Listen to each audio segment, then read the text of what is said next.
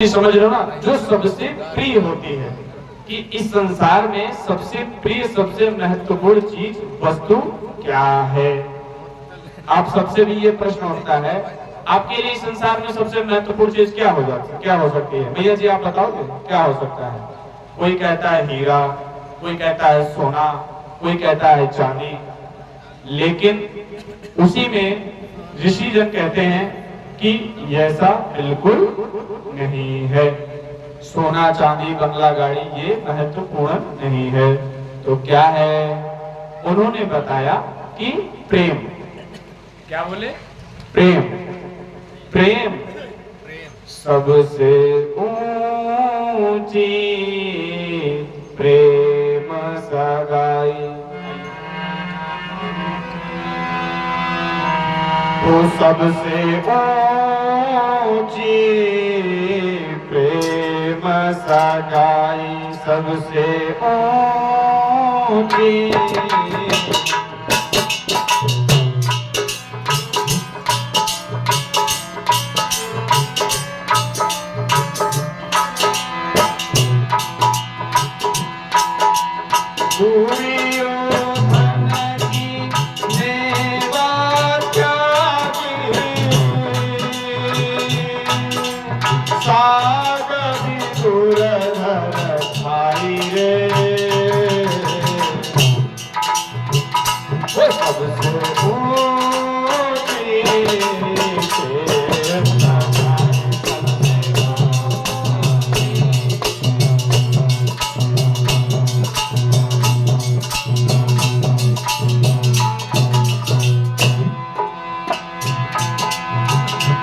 सबसे ऊंची प्रेम सगाई, सबसे ऊंची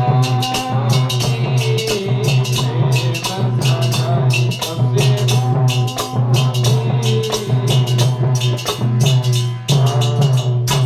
प्रेम। सूर्य कृष्ण कन्हैया लाल की जय।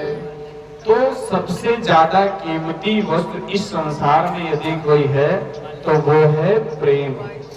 प्रेम माता पिता के बीच, प्रेम पुत्र और पिता के बीच, प्रेम पत्नी के बीच, प्रेम सास बहू के बीच, प्रेम बालकों का, और प्रेम भक्त और भगवान के लिए। तो जहां पर आज आप यहाँ किस लिए आए? सिर्फ क्या है? प्रेम ही तो है आपको इस भागवत, इस भगवान से, माता रानी से प्रेम ही तो है। तभी तो आप इतने मेहनत कर रहे हो, तभी इतना सब कुछ छोड़ करके काम धाम आकर के यहाँ विराजमान हुए हो। आप हमारे लिए नहीं आए हो, नहीं तो हम आपके लिए आए। सत्य का आईना देखते चलो। हमारा कुछ अंदाज अलग कि सत्य को ना छोड़ो, गुमराह नहीं करना है, सत्य को साथ रखना है। तो आप यहाँ बैठे हो तो किस लिए बैठे हो? प्रेम के कारण। तो उन्होंने बताया कि प्रेम, तो कहते हैं प्रेम कहाँ प्राप्त होगा, प्रेम कहाँ मिलेगा? तो उसमें देवतागण बोले कि ब्रह्मा और ब्रह्माणी के पास प्रेम अवश्य होगा। तो ऋषिगण कहते नहीं, ब्रह्मा जी तो रचना के कार्य में लगे रहते हैं, ब्रह्माणी के लिए उनके पास टाइम कहाँ? तो कहते ऐसा बिल्कुल नहीं। उसी सभा में नारद बाबा भी विराजमान थे।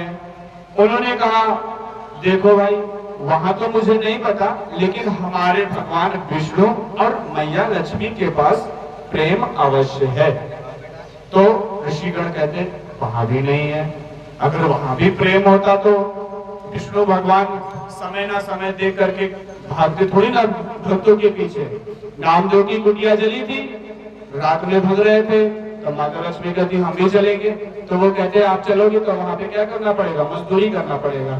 तो वहां पे ठंड में ठिठुर के भजन कर रहे थे ना नामदेव, तो उनके बीच में भी क्या प्रेम नहीं पाया गया। तो क्या कहते हैं, फिर आप ही बता दो। उस ऋषिगणों से पूछा गया कि अगर ब्रह्मा ब्रह्माणी के बीच में नहीं है, विष्णु और लक्ष्मी के बीच में नहीं है, तो आप ही बता दो। तो ऋषिगण कहते हैं कि भोले बाबा और माता पार्वती के बीच में क्या है? प्रेम है। क्यों? एक तो वो माता पार्वती भोले बाबा के आधे अंग पर विराजते हैं, इसलिए उनके बीच में प्रेम अवश्य पाया गया है। तो इस प्रकार से वहां पर नारद बाबा बोल पड़े कि देखिए आप कहते हो कि भोले बाबा और पार्वती के बीच में है, हम नहीं मानते।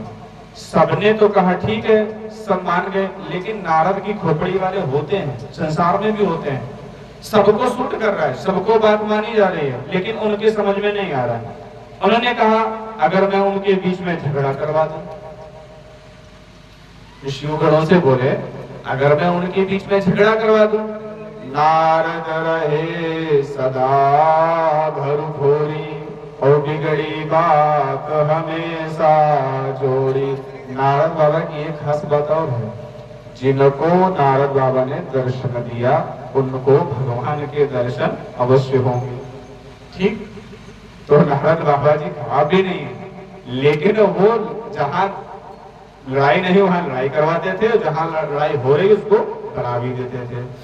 तो उन्होंने कहा कि हम झगड़ा करवा सकते हैं। तो क्या हुआ, एक बार महादेव जी कहीं काम से बाहर गए हुए थे और माता पार्वती विराजमान है।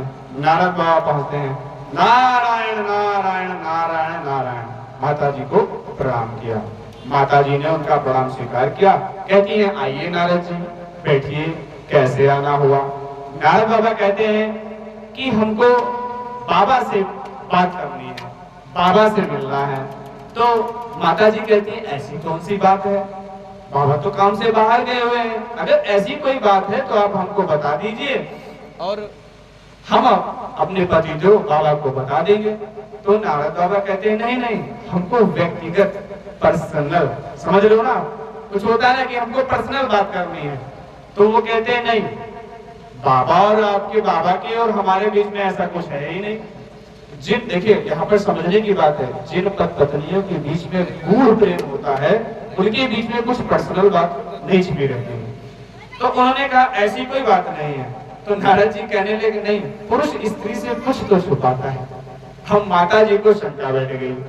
अब नारद जी कहने लगे कि क्या आपको पता है अमर कथा, अमर कथा कभी सुनाएगा बाबा जी ने आपको?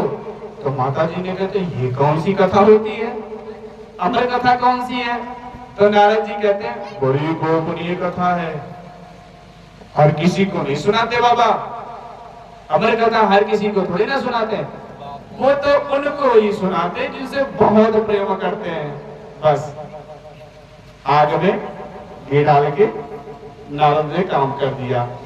अब नारद जी कहते हैं अच्छा माता जी, नारायण नारायण, आपको प्रणाम स्वीकार हो, हम तो चलते हैं, लेकिन बाबा से ये मत कहना कि नारद जी यहाँ पर आए थे। अब क्या होता है कि माता जी अमर कथा मुझे क्यों नहीं सुनाई, कैसी होती है, क्या हुआ, छटपटाहट सी होने लगी उनके मन में कि ये क्या होती है अमर कथा। अब महादेव जी का आगमन होता है वहां पर। महादेव बाबा जब आते हैं तो ऐसा होता है जब पति बाहर काम के लिए जाता है, जो घर में वापस आता है, तो स्त्री क्या होती है दरवाजे पर उनका इंतजार करती है। अगर ऐसा जो स्त्रियां करती हैं, उनके पति की समझ लो आधे से ज्यादा थकान उसी दरवाजे पे खत्म हो जाती है और उनका घर स्वर्ग जैसा रहता है। तो उस दिन क्या हुआ, भोले बाबा जब बाहर आए कैलाश पर्वत से भ्रमण करके कहीं से, तो माता जी उनको लेने नहीं गई दरवाजे पर, बाबा के शंका आने लगी। अच्छा बाबा जी अंदर आ गए, अब बाबा से बोल भी दे रही है माता जी। बाबा बोलने की कोशिश कर रहे हैं कि गणेश जी कहाँ हैं, कार्तिकेय जी कहाँ हैं। तो माता जी कहती हम क्या उनको सारा दिन लेकर के बैठे अपने पास। ऐसे गुस्से में बोलती, कभी कभार पत्नियां गुस्से में बोलती तो समझ जाओ कोई ना कोई बात है, कोई ना कोई नारद का काम करके आपके घर में चला गया है, तो उस दिन समझ जाना चाहिए आपको। प्रेम से बोलिए भोले बाबा की जय, शंकर भगवान की जय। तो माता रानी कहती हैं कि बाबा अपने महादेव पतिदेव से कहती हैं कि ये अमर कथा क्या है। अरे भोले बाबा कहने लगे ये क्या हुआ अमर कथा, ये किसने बताई आपको? भोले बाबा नेत्र बंद करते हैं, सब कुछ जानने वाले, चराचर को चलाने वाले। जैसे ही भोले बाबा ने नेत्र बंद किया, सारा दृश्य सामने आ गया कि नारद जी बीड़ा बजा के जा चुके हैं। कहने लगे ये ब्राह्मण देवता बीड़ा कहीं ना कहीं कुछ ना कुछ आते हैं और अपना काम करके चले जाते हैं। जब उधर समुद्र मंथन हुआ तब हलाहल लेकर के आ गए, कहते लो बोले बाबा बस नारायण नारायण नारायण करके चले गए। तो इसी प्रकार से भोले बाबा कहते अच्छा ठीक है, आपको नहीं सुनाई तो सुना देंगे। तो पार्वती माता क्या कहती है कि सुनाई नहीं सो तो ठीक है, लेकिन सुनाई क्यों नहीं अभी तक आपने हमको अमर कथा क्यों नहीं सुनाई? क्या आप हमसे प्रेम नहीं करते हो? तो भोले बाबा कहते हैं ये भी तो पूछने वाली बात है, हम तो बड़ा प्रेम करते हैं आपसे, नहीं सुनाई तो सुना देंगे। तो उन्होंने कहा देखिए पार्वती, ये जो अमर कथा है बड़ी गोपनीय है। कैसी है? गोपनीय है अमर कथा, इसलिए हर किसी को नहीं सुनाई जाती है, और जिसको सुनाया जाता है फिर या तो वो जितना हम कहें उतना कहना माने, मतलब खासकर स्त्रियों में होता है, इनको एक श्राप भी है कि कोई बात छिपी नहीं रह सकती, चाहे ये अपने बिटिया से ही क्यों ना बताएंगी जरूर, क्योंकि वहां पर एक प्रसंग आता है महाभारत में, तब जाकर उनको श्राप मिला था। इसलिए उन्होंने समझाया कि देखो पार्वती, हम कथा तो आपको सुनाएंगे लेकिन आप किसी से कहियो मत। अब क्या हुआ, बाबा भोलेनाथ और माता पार्वती उत्तराखंड में कैलाश पर्वत की ऊंची शिला पर कल्पतरु वृक्ष के नीचे क्या करते हैं, कथा आरंभ होती है। परंतु कथा आरंभ होने से पहले भोले बाबा ने क्या बजाई, ताली बजाई। अब ताली बजाई भोले बाबा ने, तो कहते हैं प्रथम ताली बजाई इसलिए कि उस कैलाश पर्वत पर जो जीव जंतु जगत के हों, सांप कीड़ा मकोड़ा बिच्छू, वो सभी क्या है उतर जाने लगे, क्योंकि अमर कथा हर किसी को नहीं सुनाई जाती। और बार बार कथा में बोला जाता है कि जन्म जन्मांतर के पाप जब क्षणभंगुर होते हैं तभी आपको श्रवण करने को सत्संग हरि कीर्तन मिलेगा, और अन्यथा नहीं मिलेगा। अब आप यहाँ देख लीजिए, माता पार्वती का साधारण थी वो, जगत जननी जगदम्बा अम्मा और दुर्गे मैया है वो, लेकिन उनको भी भोले बाबा ने नहीं सुनाई। सोचने का विषय होता है ना हमारा आपके सबके बीच में। तो पहली ताली बजाई, सभी जीव जंतु चले गए। उन्होंने फिर दूसरी ताली बजाई ऐसे, तो दूसरी ताली में क्या हुआ, उनका त्रिशूल कैलाश पर्वत के 3 बार परिक्रमा करता है। क्यों करता है? एक बार अनाउंसिंग करवाते हैं, दूसरी बार ये कि देखा जाकर के वो छुप के तो नहीं बैठ गया, तो छुप के तुम नहीं बैठा है, इसलिए उनका त्रिशूल क्या कर रहा है, परिक्रमा करके वापस आ जाता है। फिर भोले बाबा ने वहां पर तीसरी ताली बजा दी, और जैसे ही भैया तीसरी ताली बजी कि वहां पर सुगंधित हवाएं क्या हुई, बहने लगी, समीर बहने लगे, पुष्प इत्यादि पक्षी कोई यहाँ पर नहीं है, लेकिन मंद मंद सुगंधित समीर बह रही है। आजकल लोग क्या करते हैं, इत्र डाल लेते हैं सुगंधित, लेकिन नहीं, भक्ति का इत्र छिड़कना चाहिए। जब आप भक्ति करोगे ना तो आपका इत्र, आपकी खुशबू अपने आप दिन दुगना चार चौगुना अपने आप क्या होगी, बाहर महकने लगेगी। अब क्या होता है, महादेव जी फिर कहते हैं कि इस कथा में भक्तों की परीक्षा होती है। देखिए परीक्षा तो यहाँ भी चल रही है आपकी, आप समझो ना समझो, हमने पहले बताया था फिर बताते हैं कि जो दोपहर की बेला है और रात्रि की बेला है, इस ग्राम में या कहीं पर भी कथा होती है, हर प्राणी दोनों बेलाओं को श्रवण पान नहीं कर पाता है। ये परीक्षा है, नहीं कर सकता। अगर करेगा तो ये समझ लो उसके ऊपर भगवान की असीम अनुकंपा है, बड़ी श्रद्धा है, बड़ा ही प्रेम है। वो भक्ति नहीं, भगवान उस भक्त की भक्ति कर रहे हैं जो दोनों समय पर आकर के कथा श्रवण कर रहा है। तो उन्होंने कहा देखो इस अमर कथा में भक्त की परीक्षा होती है, निद्रा नहीं आती है। यदि आप ध्यान से नहीं सुनोगी पार्वती तो फिर आप निद्रा की गोद में चली जाओगी। तो माता जी कहती हैं कि नहीं नहीं, हम ध्यान से सुनेंगे, आप हमें सुनाओ। तो भोले बाबा कहते हैं ठीक है, लेकिन बीच में आप जब कथा शुरू होगी तो स्वामी स्वामी करते रहना। पहले बाबा और लोग और माताएं लोग कथा नहीं सुना देती अपने बालकों को, शायद आप लोगों ने सुना होगा, हमने तो सुना है। तो सुना, एक राजा था एक रानी थी, तो कहते हाँ बाबा हाँ मैया, तो वो भी कहने लगे कि आप हूँ स्वामी, क्योंकि पति जी थे उनके, तो कहने लगे ऐसे आपको कहना है। कथा शुरू करते हैं, लेकिन कहा ठीक है। अब कथा आरंभ हुई कि उस पेड़ पर सुए का अंडा पड़ा था। उस पेड़ में क्या छिपा था? सुए का अंडा। सुआ यानी तोता। अब अंडा फूटता है और उसमें एक शूक बालक, छोटा सा शूक बालक क्या होता है? जन्म लेता है, उस अंडे से निकलता है। अब कथा चल रही है, माता जी थोड़े समय सुनती हैं और थोड़े समय बाद निंद्रा को चली जाती हैं। प्रेम से बोलिए पार्वती मैया की जय, शंकर भगवान की जय। अब वो सो रही है माता जी, और वो तोता क्या कर रहा है? स्वामी स्वामी स्वामी। और देखो, ये नहीं कहना, सोचना चाहिए कि हमने बहुत भक्ति कर ली है, हम इस प्रकार से कैसे क्या करें।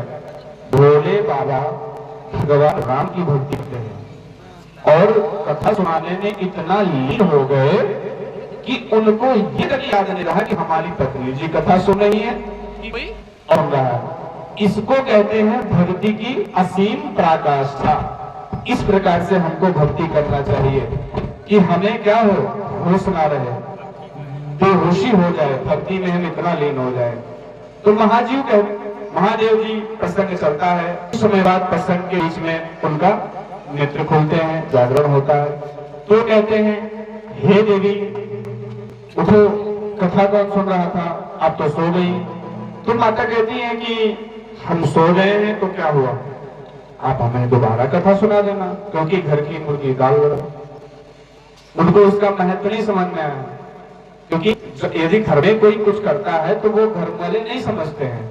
तो वो कहती है तो क्या हुआ, आप दोबारा सुना देना। तो महादेव जी कहते हैं ठीक है, हम आपको दोबारा तो देंगे, लेकिन बात ये तो बताओ, ये हूँ स्वामी कौन कर रहे थे? ये कथा सुनी तो किसने सुनी? और चोरी से। तो आगे देखा उन्होंने, ऊपर चारों तरफ देख रहे हैं, क्योंकि उन्होंने तालियां बजाई थी, सभी तो भाग गए थे। तो महादेव जी की नजर पे पड़ जाती है, देखा क्या वहां पर छोटा सा शोक का बालक है। अब वो क्या करता है, आगे आगे शोक बालक भाग रहा है और पीछे पीछे महादेव जी त्रिशूल लेकर के उसको मारने के लिए भाग रहे हैं। अब भोले बाबा कितने भोले भाले हैं ये तो आप देख ही रहे हैं कि एक तो अमर कथा सुन चुका है और ऊपर से भोले बाबा इतना भक्ति में लीन है कि उस अमर हुए शुक बालक को क्या करने जा रहे हैं, मारने के लिए दौड़ रहे हैं।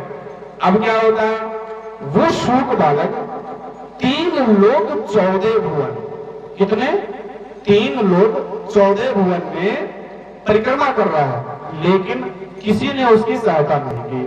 बोलो क्यों? अरे भैया भोले बाबा से कौन लेगा देर? भोले बाबा का त्रिशूल करके भोले भाई के पीछे, भोले बाबा से कौन लड़ाई करने को तैयार होगा? कोई तैयार होगा? कोई नहीं।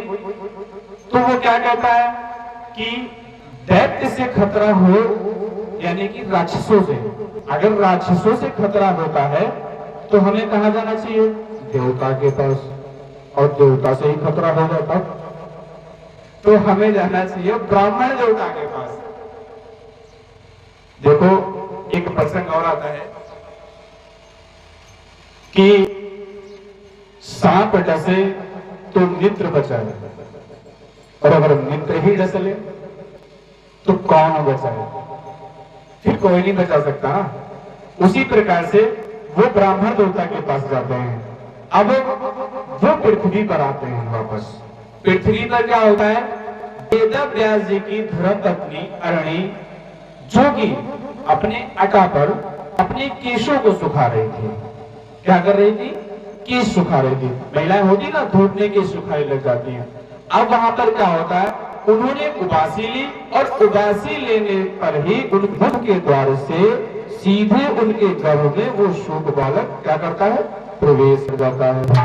प्रेम से बोलिए पार्वती मैया की जय, राधा रानी सरकार की जय। एक बार भजन बोल लेंगे, फिर देखते हैं।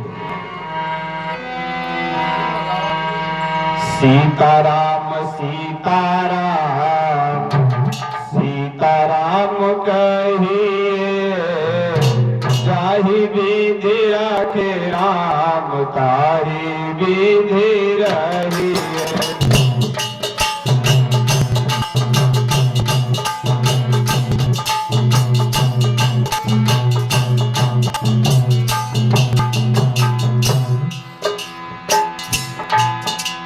सीताराम सीताराम सीताराम कहिए, विधि रखे राम ताहि विधि रहिए।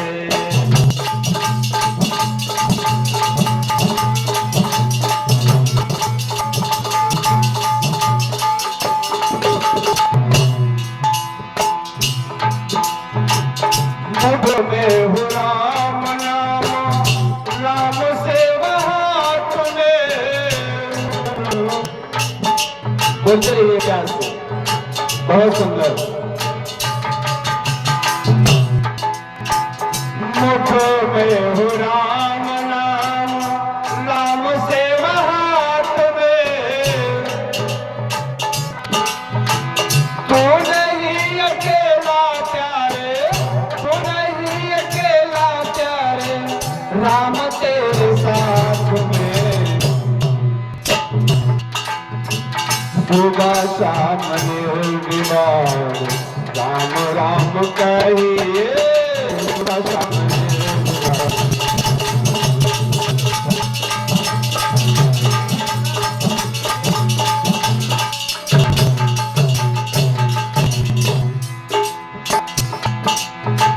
सीताराम सीताराम सीताराम कहिए।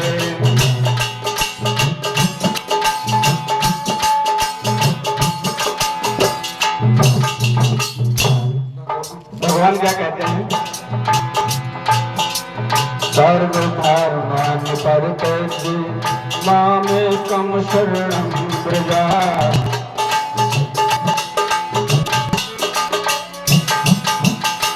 गीता में कहा है भगवान ने, किससे? अर्जुन से। अर्जुन कौन है? आप और हम सभी। क्या कहा? सर्वधर्मान् परित्यज्य मामेकं शरणं व्रज।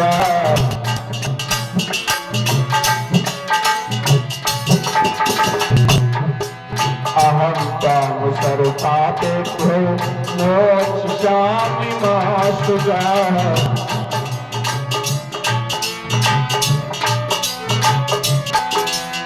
भगवान कहते हैं अपने भक्त से कि आप ज्यादा बुद्धि न बढ़ाओ। आप बताओ, आप चतुर की भगवान? बोलो बोलो, आप ज्यादा समझदार हो कि भगवान है? भगवान है ना, तो फिर काहे को अपना दिमाग लगा रहे हो? भगवान के सहारे रहो ना। सर्वधर्मान् परित्यज्य मामेकं शरणं व्रज। अहं त्वां सर्वपापेभ्यो मोक्षयिष्यामि मा शुचः। सीताराम सीताराम सीताराम कहिए, सीताराम सीताराम।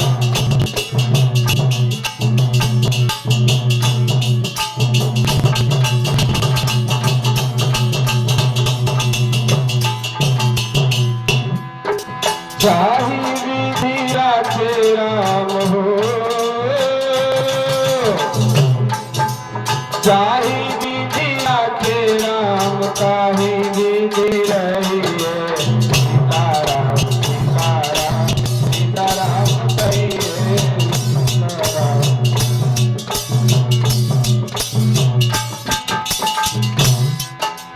महलों में राखे जाए बड़ी निवास दे। महलों में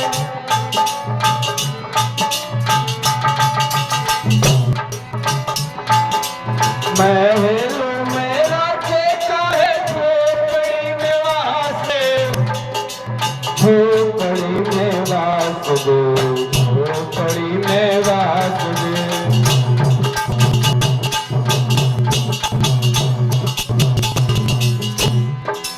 सुबह शाम निर्विवाद राम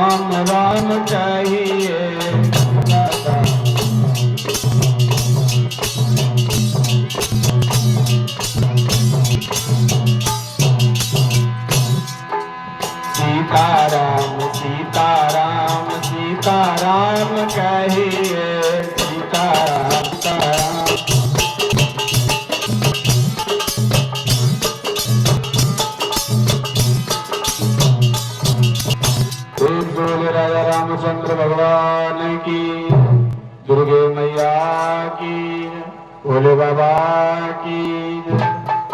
तो इस प्रकार से वेदव्यास जी की धर्मपत्नी के घर में शुक बालस उनके मुख के द्वारा प्रवेश कर जाता है। अब क्या होता है, महादेव जी वेदव्यास जी के घर पर आते हैं और किस प्रकार से क्रोधित लाल कपड़े में उनके वेदव्यास जी कहने लगे, ये तो बड़ी मुश्किल में दर्शन होता है और दर्शन भी दिए तो इस रूप में दर्शन दिए, क्रोधी स्वभाव में। तो वेदव्यास जी कहने लगे कि कहिए महादेव जी, प्रणाम किया उनको, क्या हुआ, कैसे आना हुआ। तो कहने लगे एक चोर चोरी करके आपके घर में घुसा हुआ। अब वेदव्यास जी हंसने लगे, ऐसा क्या रखा कैलाश पर्वत में चोर उठा के लेके चोरी करके आएगा और हमारे घर में घुस जाएगा। मतलब कहने का अर्थ उनका ये हुआ कि ऐसा क्या, मतलब आप इतने खुद दयालु हैं। अरे कैसे समझाएं आपको कि महादेव जी ने जब अपनी स्वर्ण की लंका दे दी तो और वस्तुओं की क्या कीमती रह गया उनके पास, जो आप मतलब दे नहीं सकते। वो तो देवों के देव है, महादेव है, दानी है, इसीलिए तो उनको दानी कहा जाता है। तो कहने लगे कि ऐसी क्या चीज चोरी कर ली। वेदव्यास जी कहते हैं, महादेव जी कहते हैं कि अमर कथा, उसने अमर कथा चोरी की है, चोरी से सुन करके आया है और हम उसको मृत्यु दंड देंगे। अब वेदव्यास जी को हंसी आने लगी। एक तो अमर कथा, क्या बताएं आप, भोले बाबा आप इतने भोले हैं, आज हमें पता चल रहा है, संसार तो कहता ही है भोले बाबा, लेकिन एक चीज बता देते हैं, भोले बाबा मूर्ख नहीं है, भोले बाबा बेवकूफ नहीं है, भोले दयालु है, वो सब चीज सुनी जाती है। लेकिन कोई ये कह दे कि ये तो बड़ा भोला है। भोलेपन का ये नहीं होता है कि आप चुपचाप बैठे रहिए, कुछ कर्म ना करें। भोलेपन का ये नहीं होता है कि आप अपना कोई लक्ष्य न बनाएं, ऐसा नहीं है। भोलेपन का ये होता है कि आपके अंदर नम्रता रहनी चाहिए, शालीनता होनी चाहिए। कर्म आप खूब करें, मन ठंडा वाणी गरम पैर गरम। क्या हुआ इसका मतलब, यानी कि अपने मन को ठंडा रखना है और पैर गर्म होने चाहिए, वाणी नरम होनी चाहिए। वाणी नरम मतलब मधुर बोलना, और पैर गर्म का मतलब कर्म, खूब कर्म करो, खूब कमाई करो, खूब काम करो, लेकिन किसके साथ, भजनों के साथ। तो कहते हैं देखो इसने अमर कथा सुनी है, हमको ये चोर चाहिए, हम इसको मृत्यु दंड देंगे। तो अमर कथा वेदव्यास जी कहते हैं देखो आप अगर उनको मार दोगे, माना कि आप बलशाली हो, शक्तिशाली हो, आपसे कौन प्यार करेगा। आपने उसको मार दिया तो सोच लो आपकी अमर कथा क्या हो जाएगी, झूठी हो जाएगी। इसलिए आप उसको, हम हाथ जोड़ते हैं कि आप उसको क्या कर दो, माफी दे दो, क्षमा दान कर दो। तो भोले बाबा कहते हैं नहीं, हम बैठेंगे यहाँ पर, समाधि लगाएंगे। उन्होंने 1 वर्ष की समाधि लगाई, अब बैठ गए वहां पर। अब वो सुख बालक अंदर सारी वार्तालाप वेदव्यास जी की और भोले बाबा की सुन रहा था। तो कहता समाधि लगाई इतनी कंजूसी के साथ, 1 वर्ष की, अरे 16 वर्ष की हम खुद लगाते हैं समाधि। उसने इस प्रकार से बोला। भोले बाबा समाधि के बाद उठते हैं तो कहते हैं कि अमर कथा भोले बाबा ने कहा कि जिसने चोरी करके सुन के आपके घर में आया वो सुख बालक, वो बालक हमें लाओ। वेदव्यास जी कहते हैं आपकी अमर कथा और सुख बालक के चक्कर में हमारी धर्मपत्नी की सही पेट में दर्द हुई है, भोले बाबा क्षमा कर दो, आप इनको छोड़ दो यहीं पर। तो भोले बाबा इस प्रकार से उनको कहीं पर छोड़ते हैं। अब क्या होता है कि बालक जो गर्भ में 16 वर्ष का समाधि लगा करके बैठा है, तो इतनी तपस्या हो रही है भगवान के भजनों की गर्भ में कि सारा वायुमंडल क्या होता है, सुन्न पड़ जाता है। सुन्न का मतलब पात नहीं हिल रहे हैं, पंचकलरव नहीं कर रहे हैं, समीर बंद हो चुकी है, कहीं कोई चलबल हलचल नहीं हो रही है। तब भगवान विष्णु को उस धराधाम पर उतरकर आना होता है। अब भगवान विष्णु और शुक बालक के बीच में वार्तालाप होती है। तो भगवान विष्णु कहते हैं ये बालक आप बाहर आ जाओ। तो शुक बालक क्या कहता है, आपकी इतनी मोह माया है, इसमें कौन आएगा, हम तो यही ठीक है, बढ़िया माता रानी खाती हैं। अब सोचो ना मतलब भगवान ने कितना सुंदर बनाया है सिस्टम कि माँ खा रही है और पल कौन रहा है? बालक। ऐसा बाहर हो सकता है कहीं? बिल्कुल नहीं होता। माता खाती बालक पल रहा है वहां पर। तो कह रहे हैं सुखदेव जी कि देखो हम यहाँ पर तपस्या कर रहे हैं, हम ठीक हैं, आप अपनी माया में बाहर रहिए। अगर बाहर लाना है मुझे तो फिर आप अपनी माया को रोक दो। भगवान विष्णु कहते हैं नहीं नहीं, ऐसा नहीं हो सका, माया नहीं रोक सकते। तो फिर हम यहाँ ठीक है, नहीं आपको आना होगा तो आएंगे तो माया रोक दो। तो ऐसा प्रमाण आता है कि भगवान विष्णु ने जो एक क्षण होता है उस क्षण का 100वां भाग, एक क्षण का भी 100वें भाग के लिए उन्होंने माया को रोका। लेकिन सुखदेव मुनि कहते हैं कि देखिए माया तब रोकना जब हम कहें। सुखदेव मुनि जी तैयारी करते हैं, सारी तैयारी करने के बाद अब कहते हैं कि अब भगवान जी आप माया रोको। और जैसे ही माया रोकी सुखदेव मुनि महाराज का साक्षात क्या होता है? जन्म होता है। प्रेम से बोले सुखदेव मुनि महाराज की जय, श्रीमद् भागवत महापुराण की जय, राधा रानी सरकार की जय, बालाजी महाराज की जय। सुखदेव मुनि महाराज का जन्म होता है। ऐसा प्रमाण आता है कि जन्म होते ही वो सीधे जंगल की ओर नारा कथा वीणी लेकर के भाग रहे हैं। इसलिए भाग रहे हैं, कार के पीछे नहीं भाग रहे हैं, न किसी धन दौलत के पीछे, भक्ति करने के लिए। क्या करने के लिए? भक्ति। अब आप विचार करो कि वो बालक जन्म से अपने पिता को कहना नहीं मांगा, कह रहे कि यहाँ आ जाओ, रुक जाओ, कह रहे नहीं, माया में पड़ जाएंगे, यहाँ क्यों रुके हम, जंगल पे जाएंगे, भक्ति करेंगे। प्रेम से बोलिए राधा रानी सरकार की। आइए